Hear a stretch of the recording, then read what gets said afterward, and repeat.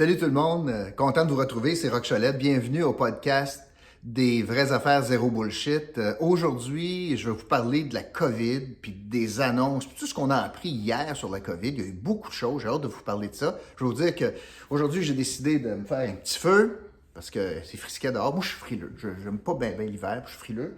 Fait que je suis avec Bubble, je ne sais pas si vous allez le voir, s'il se lève. Petit feu, puis on va jaser de COVID. Avant de commencer, par exemple, je voudrais vous inviter, ça ferait bien mon affaire, ça nous aiderait, si ça implique rien de votre part, mais si vous êtes capable de juste vous abonner à notre chaîne, ça ferait bien notre affaire. Correct? Je vous le dis comme ça, là.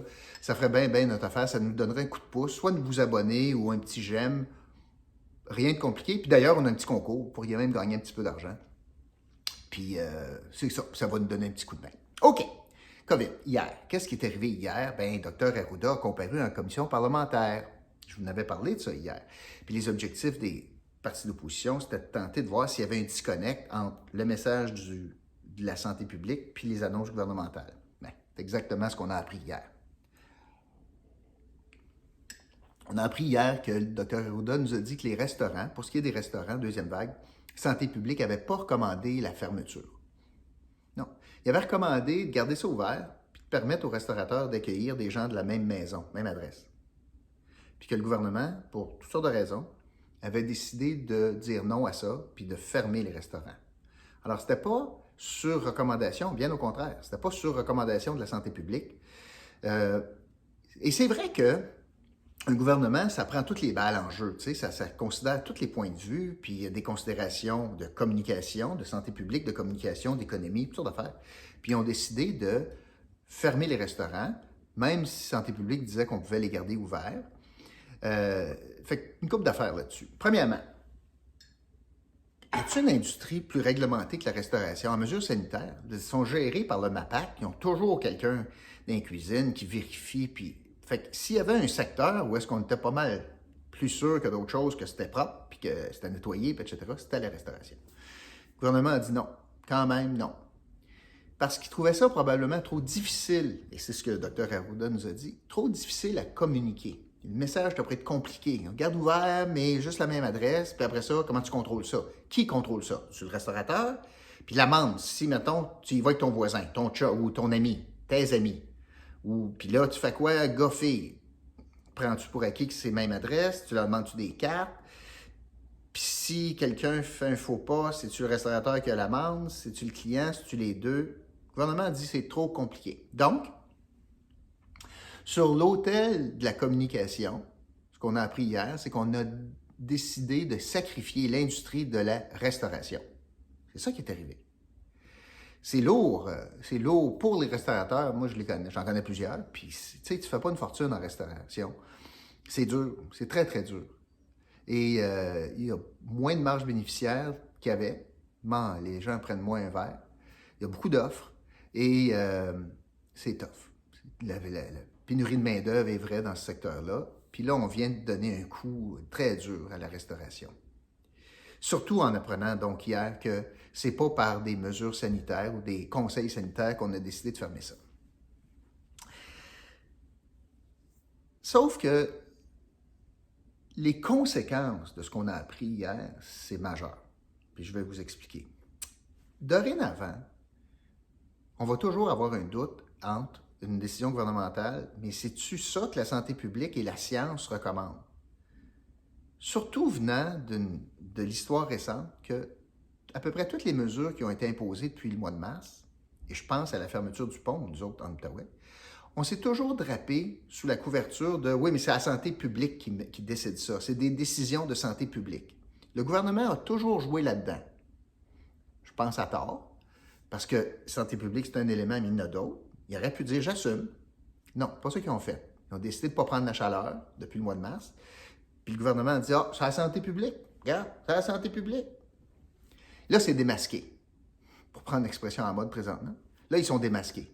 C'est pas la santé publique. Quelquefois, il y a une décision politique. Et là, M. Legault a commencé à assumer, notamment sur la question des 4 jours à Noël.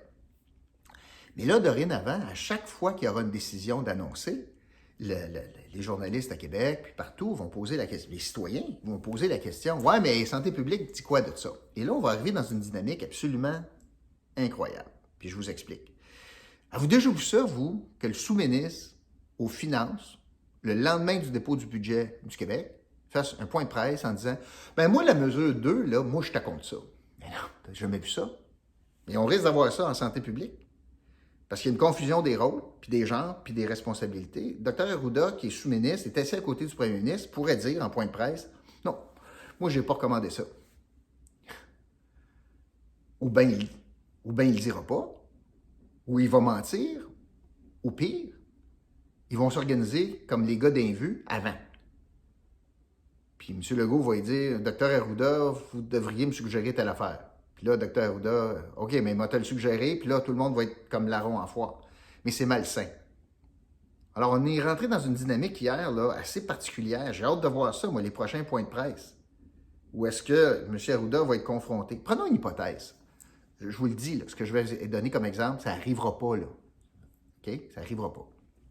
Mais mettons, Dr Arruda derrière des portes closes, dit « Pas efficace le vaccin. » Puis que le gouvernement dit « Oui, je veux qu'on vaccine. » Puis ça va en point de presse, puis on annonce en grande pompe. Lundi, on commence la vaccination de nos personnes en CHSLD, personnel de santé. Dr Arruda, vous, santé publique, c'est-tu votre recommandation? Non. Non, nous autres, on pense que c'est pas efficace. Qu'est-ce que vous pensez qu'il va arriver dans la population? Il va y avoir un manque de confiance, un bris de confiance incroyable. Mais on a mis la table à ça, là. Hier, là, c'est ça. En voulant jouer les plus purs que purs, le gouvernement en disant « Oh, c'est la santé publique », bien, s'est placé dans ce coin-là. Puis là, il vit avec. Mais hier, il y a eu d'autres choses. Quel hasard! Quelques minutes avant, je crois que c'est quelques minutes avant Dr Arruda, vos téléphones ont sonné. Avez-vous vu ça? Québec en alerte. Puis il nous parle de la pandémie. Pourquoi hier? À quelques heures ou à quelques minutes de la comparution de Dr Arruda, est-ce qu'il y a quelqu'un que ça a changé quelque chose dans sa vie? Si vous étiez inquiet, si vous êtes inquiet de la COVID, puis vous êtes respectueux des règles, la vie d'hier a changé quoi dans votre vie? Rien. Si vous êtes sceptique, puis vous trouvez que c'est trop, qu'est-ce que la vie d'hier a changé dans votre vie? Rien. Alors, et surtout, qu'est-ce qui méritait ça hier par rapport à avant-hier, à 2 jours passés? Hier, c'était de la politique, ça. On a voulu faire diversion, premièrement. Mais surtout, on a voulu mettre la table. À quoi? Mettre la table au sérieux de la situation quand le premier ministre est en train de dire « On serre la vis chez les policiers, ça va aller jusqu'à 6 000 $ d'amende, puis il n'y a plus de passe-droit, puis je suis sérieux. » Mais imaginez, là, en quelques jours, on est passé d'une situation où le premier ministre nous dit « Hey, on a besoin d'un break, les Québécois, là. Fait que moi, je vais vous donner une fenêtre de 4 jours pour rencontrer votre monde à Noël, vous le méritez. » Ouais, finalement, là, le 4 jours, ouais, mais juste 2 parties. Dans le total des jours, 2 parties sur 4 jours. Troisième étape, ouais, finalement, il n'aura pas de party. Ouais, non, il n'aura pas de party. Quatrième étape, puis là, j'envoie la police, puis ça va être jusqu'à 6 000 $, pour peut-être planifier la 5e étape, qui sera un confinement général annoncé peut-être pour la période des fêtes. Pourquoi on serait rendu là? Je veux juste faire une parenthèse. Présentement, là, je pense que ce que le gouvernement nous propose, il y a beaucoup de gens qui ont de la difficulté avec la cohérence du message. Parce que avec la nature de la situation aujourd'hui, alors voici ce qui pourrait arriver le 24 décembre. Moi, ma mère pourrait aller acheter une dinde chez Costco avec 300 inconnus le 24 décembre à 1h, à 13h. C'est le permis.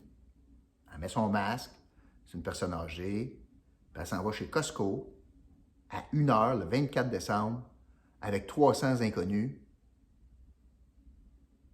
masqués, mais oui, pour acheter une dinde. Mais 3 heures plus tard, à 16 heures, elle ne pourrait pas venir à la maison avec moi puis ma blonde pour la faire cuire. Même avec 2 mètres de distance et même avec des masques. Fait que ma mère ne peut pas être avec son gars et sa bru, mais peut être avec 300 étrangers dans la journée de la veille de Noël. Je pense que les Québécois ont de la misère à comprendre ça. Je pense qu'ils ont bien de la misère à comprendre ça. C'est pour ça que le gouvernement, probablement, va arriver à la conclusion que pour éviter ces incohérences-là, je suis bien de tout fermer. Donc, elle n'ira pas chez Costco. Mais là, il y a une parenthèse, puis j'y arrive. Service essentiel. Je pense que le gouvernement, donc, a décidé de commencer à mettre la table pour être plus sévère à Noël. Puis les cas augmentent, là, puis les hospitalisations, parce que le nerf de la guerre, c'est les hospitalisations. Je fais une parenthèse. Le réseau est capable de prendre les cas de COVID, là. Je pense qu'on est correct, là. Le problème n'est pas là. Le problème, c'est que quand on s'occupe de ça, on ne s'occupe plus du reste. Puis là, on appelait ça, ils ont appelé ça du délestage, mais ton opération plus mineure, bien, repoussée. C'est ça qui inquiète. La capacité du réseau, pas juste en Outaouais, en passant. Fait que là, on est en train de se faire planifier, là, donc, un confinement un peu plus sévère, je pense. Il y a des experts, pas mal de profs d'université puis de médecins, je pense, qui nous ont suggéré ça. Philosophiquement parlant ou techniquement parlant, peut-être une excellente idée, mais pratico-pratique, là, le gouvernement, avant de faire ça, je pense qu'il va y penser 2 fois. Puis je pense qu'ils y ont pensé pas mal, puis on s'en va vers quelque chose qui ressemble à ça. Mais quand tu confines, premièrement, tu vas garder des services essentiels ouverts. Définis services essentiels. Ah oui, mais rock, l'épicerie, la pharmacie. Parfait. Le problème, c'est que la pharmacie, elle ne vend pas juste des pilules. Elle vend des caméras. Puis l'épicerie, bien, Walmart, il y en a. Puis Walmart, bien, ça vend des télés, du linge, toutes sortes d'affaires. Fait que tu gardes-tu Walmart? Ouais. Si oui, ça veut dire que tu dis à mes amis chez Saint-Amour, toi, tu fermes parce que tu vends des jeans. Mais Walmart, parce que tu vends des bananes, tu vas vendre des jeans. Tu sais, ça marche, c'est tough, là. Tu sais, puis je comprends que c'est difficile. C'est difficile, comme gouvernement, de prendre une décision comme celle-là. Fait que là, on se ramasse avec la difficulté, notamment, de décider qu'est-ce qui est essentiel. Puis après ça, il y a toute la question des industries. Kruger, je sais pas moi, tu peux-tu shut down 2 semaines? Tu veux dire, tu vas ramener le monde parce que tu vas réouvrir le 4 janvier. Là, tu fermes-tu le 21 décembre pour le 2 semaines? 21 décembre jusqu'au 4 janvier. Ça veut dire que tu vas avoir une cohue le 20 décembre, le 19 décembre, samedi le 19 peut-être? Peut-être. Là, le gouvernement dit, ah non, j'ai une stratégie pour ça. Si j'annonce pas que tout ferme le 21, puis je prends tout le monde par surprise, je vais éviter d'avoir cette cohue-là. Imaginez les commerçants. Tu apprends ça, toi. Hey, tu fermes à minuit à soir. Pour ceux qui ont des périssables, etc., etc. Hey, c'est vraiment pas évident, là. Je trouve que hier, là, ça mettait la table pour montrer qu'on n'a aucune idée où on s'en va, là. On a 0 idée, là. Donc, les conséquences sont majeures. On ne sait pas où on s'en va. Là, on sort le bâton en disant vous allez payer jusqu'à 6 000 pièces. En parlant de... Je veux parler de ça parce que l'histoire du confinement, parce que là, je suis très inquiet pour l'Outaouais. Puis je vous explique pourquoi. Si jamais on s'en va en confinement, là, complet, presque complet, il arrive quoi avec la situation de l'Outaouais si Ottawa ne fait pas de même? Si l'Ontario ne fait pas pareil, imaginez ça, là. Que nous autres, le 17, tout ferme, le 18, le 19, puis que Ottawa reste ouvert. On le vit déjà dans la restauration, là. Alors là, ma question, notamment pour Mathieu Lacombe, la résolution, là, on a fait toutes sortes de gains, puis on s'est gargarisé avec la résolution, la motion à l'Assemblée nationale de reconnaître le statut particulier de l'Outaouais. Super. À date, il y a eu 0 geste concret. 0, comme dans 0, pour mettre de la chair autour de la résolution, de la motion. Ça veut dire quoi? Puis là, chez moi, c'est pas l'annonce d'un hôpital dans 10 ans, qui est une reconnaissance du test particulier, là. Des régions qui ont des nouveaux hôpitaux, il y en a beaucoup. Puis nous autres, on pense que c'est le plaster, mais dans 10 ans, d'ici là, il n'y a pas eu une scène aux infirmières encore, on a encore du temps supplémentaire obligatoire, etc. Pour le confinement, pour l'Outaouais, si jamais l'Ontario n'est pas confiné, moi je pense qu'il y a 3 possibles solutions pour 3 hypothèses, 3 solutions pour l'Outaouais. Alors, je répète, l'Outaouais serait confiné complètement, puis pas l'Ontario. Première hypothèse, la solution autruche. On aime ça, nous autres, au Québec, faire ça. Non, il n'y a pas de problème. Je ne le vois pas, fait qu'il n'est pas là. Ouais, mais c'est parce que le monde va magasiner à Ottawa. Non! Là, chez moi, là, il n'existe pas. Non, non, non, bi. Non, j'ai... Ouais, mais le monde va dans des restos à Ottawa. Non, on a dit que c'était pas une bonne idée, fait qu'ils y vont pas. Arrête. Fait que solution autruche. Option 1. Option 2, on dit que la motion de l'Assemblée nationale vaut quelque chose, puis que le Québec est confiné, sauf l'Outaouais, à cause de sa situation frontalière, puis que l'Ontario ne l'est pas, ça serait un déséquilibre. De toute façon, tu peux l'attraper, tu peux attraper la COVID parce que tu t'en vas à Ottawa, fait que ça règle absolument rien de confiner l'Outaouais si on a accès à Ottawa. Fait que l'option, ça pourrait être de dire, deuxième option, le Québec est confiné, mais pas l'Outaouais. Est-ce que je crois à ça, moi? Non, je crois pas à ça. Je crois pas à ça. L'autre option, il y en a une troisième. On peut fermer les ponts. On est bon pour faire ça. Quand on ne voulait pas les méchants Anglais pour venir au Québec, au printemps, quand on dit allez pas dans vos chalets, payez des taxes, mais allez pas dans votre chalet direct, non, on ferme le pont, là. Port de Montréal, va dans les Laurentides, ça c'est correct. Port d'Ottawa, va-t'en à Casbasois, ça n'a pas de bon sens. Bon, ferme le pont. Écoute, nous autres, on est confinés, puis l'autre bord, ça ne l'est pas. Bon, mais barre le pont, puis empêche les Québécois de traverser. Sauf les services essentiels, puis l'hôpital, puis... Mais, 3 hypothèses. Quelle préférez-vous? Je les répète, là. Autruche? Statut particulier, on n'est pas confinés, nous autres. Hein? Nombril de l'Outaouais, là, on n'est pas confinés parce qu'Ottawa est là. Ou ben non, barre les ponts. Il y a hâte de voir ça va être quoi la solution. Là. Mais on n'est pas sorti de l'auberge pour ça. Je veux vous parler de la bonne nouvelle aujourd'hui, le vaccin. Le vaccin a été homologué hier par Pfizer, entre autres par Santé Canada. Donc, on devrait avoir les premières doses, bon, le plan de vaccination, etc. Je vous posais la question, moi, hier, où je posais la question, vas-tu exiger que une éducatrice en CPE soit vaccinée, puis qu'elle me prouve qu'elle est vaccinée avant de rentrer au bureau, au travail?